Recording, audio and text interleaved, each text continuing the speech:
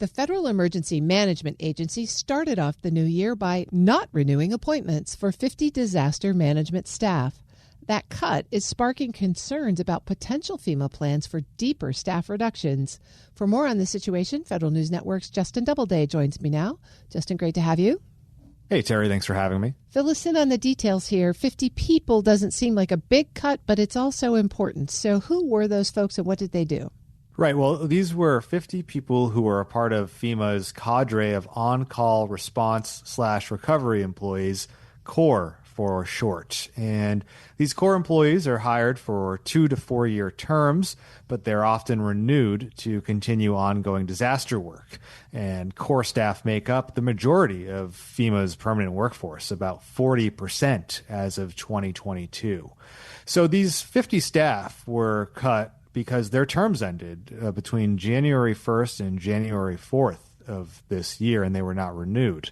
And FEMA staff, FEMA supervisors who I spoke to, both past and present, said that it's highly unusual. It doesn't happen prior to this for these staff to be cut just because their terms end between January 1st and January 4th. It's often done on a case-by-case basis where there will be an analysis of each person who's up for renewal to see what their workload has been and what it will be in the future. So these cuts, while it's about 50 out of 8,000, are sparking some concerns that there could be more in the future. Is it that people are concerned that this is a new model and whenever their term might be up, these CORE folks may be let go? Well, that's the thing. There's a new CORE renewal process that's been happening behind the scenes. In December, FEMA headquarters gave a directive to all FEMA regions and directorates that they would have to submit justification packages for every CORE staff who is up for renewal in January.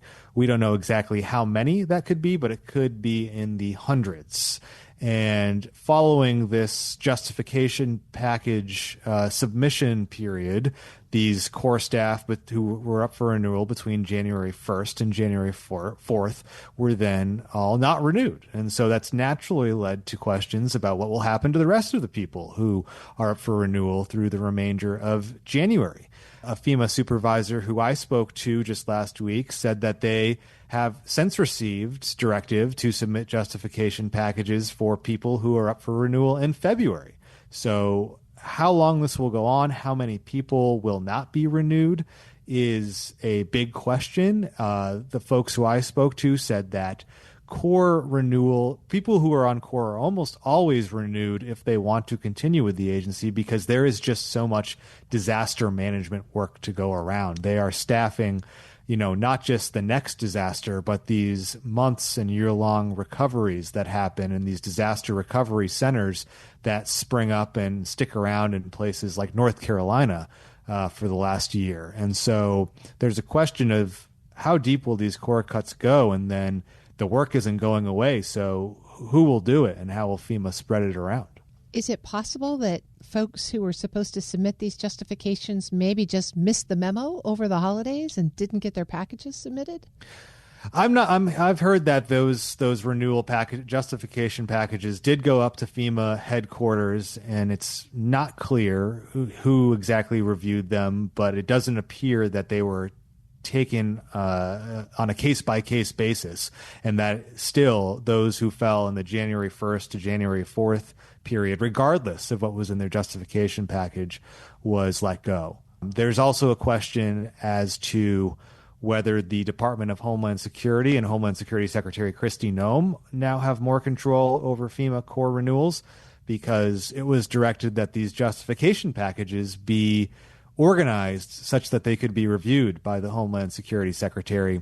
Again, it's not clear that actually happened. And so there's just a great deal of uncertainty about what happens next with the CORE staff as these renewals naturally just come up over the next days and weeks. The president has continued to say he'd like to get rid of FEMA. Do we have a sense at this point yet what the administration's long-term plan for the agency is? In a word, no. We know that they have put out statements of intent, like the one you just referenced. Homeland Security Secretary Kristi Noem has frequently said that the FEMA needs to go away in the capacity that it exists today and be totally reformed. They've said they wanted to shift more responsibilities to state and local governments. But the FEMA Review Council was set to put out recommendations late last month that would have detailed what these reforms would look like. And that final meeting was canceled at the last minute by the White House. And it's unclear whether they're going to move forward with that or what's going to happen next with the long-term vision for FEMA. One thing that also came out in emails that I've obtained and several other news outlets have obtained, last month, FEMA's Chief Human Capital Office put together a workforce capacity planning exercise that included draft target reductions for fiscal 2026, contemplating a 50% overall reduction to FEMA's total workforce of 23,000 people. Now, the emails state that the exercise is pre-decisional in nature and that no staffing actions or personnel decisions are being directed as part of it. But, of course, current former FEMA staff, are saying that it would be highly unusual to conduct such an exercise without some sort of idea for future cuts to happen. The 2026 appropriations for DHS are still on the Hill, probably part of another minibus package that we might see later in the month.